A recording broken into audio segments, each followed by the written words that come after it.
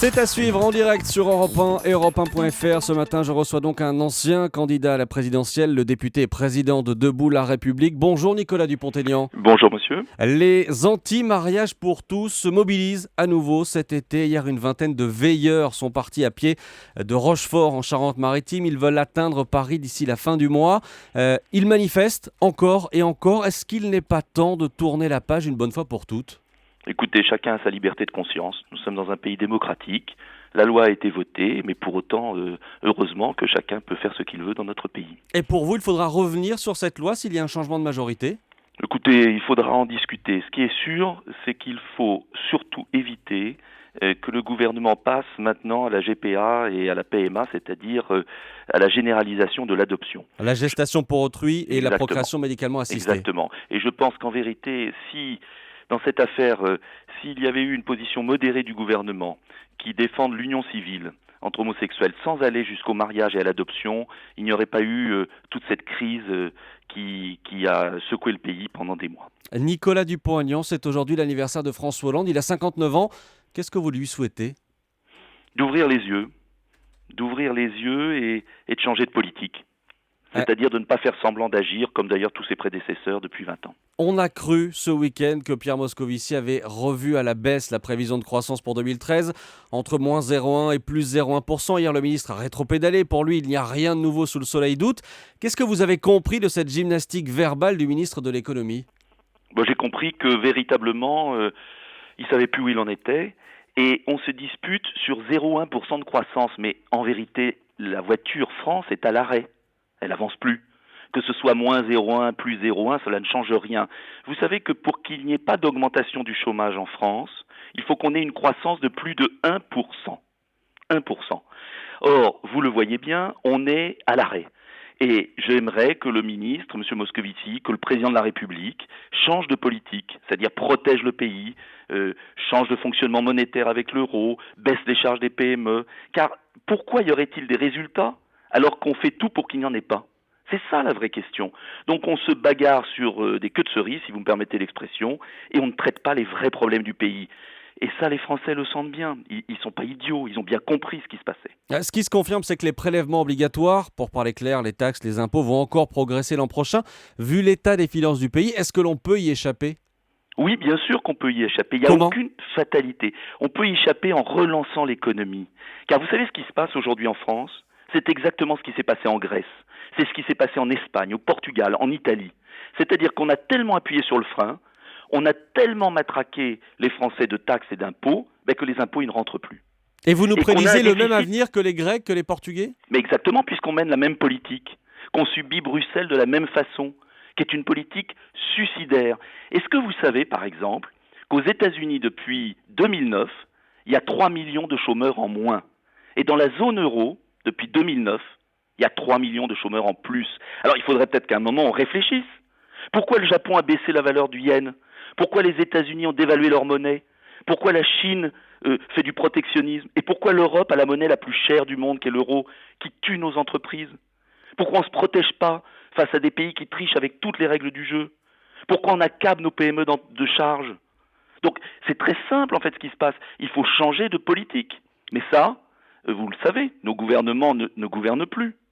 Le président de la République est aux ordres de Bruxelles, de Mme Merkel, comme l'était d'ailleurs Nicolas Sarkozy. Et la solution passe forcément par une sortie de l'Union européenne ?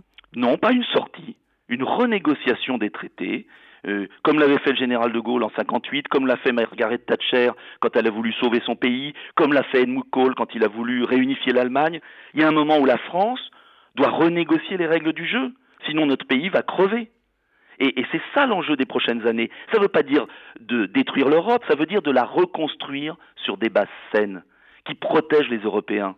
Mais quand va-t-on enfin le comprendre ? Et ces nouvelles règles, elles pourraient prendre quelle forme ? Une monnaie d'abord beaucoup moins chère. Ensuite, on sortirait de l'euro avec un euro franc, un euro marque qui permettrait d'avoir de la flexibilité. Enfin, on se protégerait. Enfin, est-ce qu'on peut être en concurrence avec des pays qui ont des salaires à 100 € par mois ? Donc, quand il n'y aura plus une industrie en France, qu'est-ce qu'on fera ? Il faudra bien se protéger. Donc moi, je demande juste qu'on regarde ce qui se fait ailleurs. Et je remarque que les pays qui réussissent dans le monde tous les pays qui réussissent aujourd'hui ont un minimum de protectionnisme. Eh bien, je ne vois pas pourquoi la France et les pays d'Europe ne pourraient pas le faire. Mais ce qui est curieux, c'est vous n'êtes pas le seul d'ailleurs à prendre par exemple le Japon comme modèle, le Japon où la dette a explosé.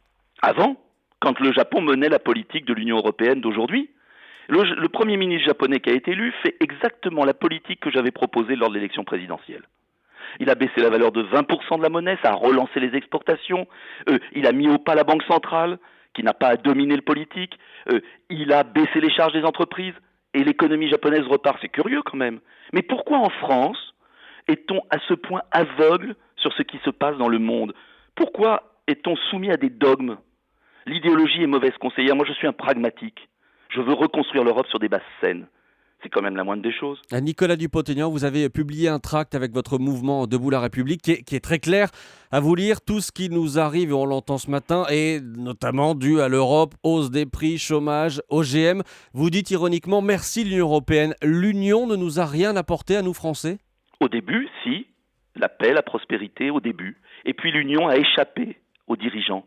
Regardez l'histoire des frontières. On a fait Schengen. On est submergé par des phénomènes migratoires qui aboutissent à des haines. Regardez ce qui se passe avec les Roms. Il faut bien à un moment corriger l'Europe. L'Europe, ça ne vient pas du ciel. Ce sont des chefs d'État qui ont pris des décisions.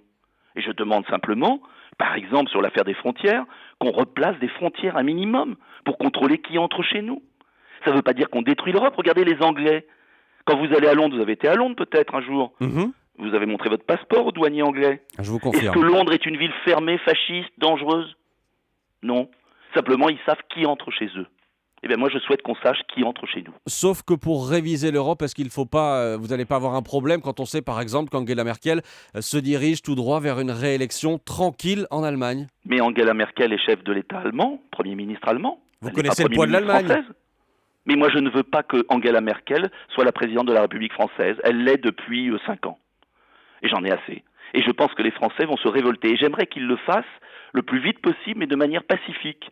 Et qu'on puisse dire à Angela Merkel, l'Europe marche quand l'Allemagne et la France sont sur un pied d'égalité.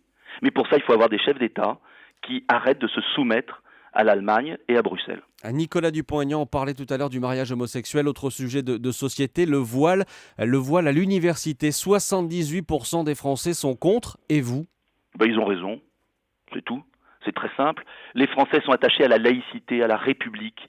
Mais je vais vous dire, avant d'ouvrir la question du voile à l'université, j'aimerais déjà qu'on fasse respecter la loi qu'on a votée sur le niqab, vous savez, le voile intégral, qui n'est pas respecté en France.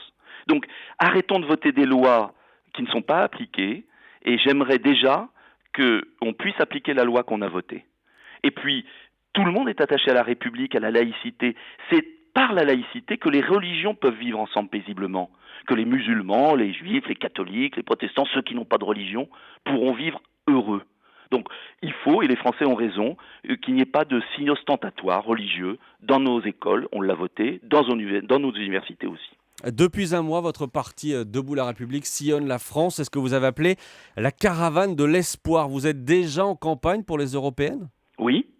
Ce que je voudrais faire comprendre à nos concitoyens, qui sont totalement désespérés aujourd'hui, c'est qu'il y a des solutions.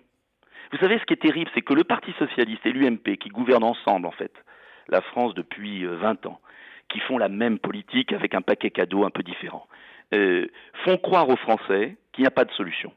Eh bien, moi, je suis absolument convaincu que notre pays peut s'en sortir. Il a plein d'atouts. Et les Français se battent, nos entreprises se battent. Donc, on peut s'en sortir, mais il faudrait peut-être être gouverné. Quand je parle de fermer un minimum les frontières, quand je parle de rétablir la sécurité, de faire baisser la valeur de la monnaie, de supprimer certaines charges absurdes sur nos entreprises, pourquoi des pays le font et pas nous? Merci Nicolas Dupont-Aignan. Merci d'avoir été notre invité ce matin sur Europe 1.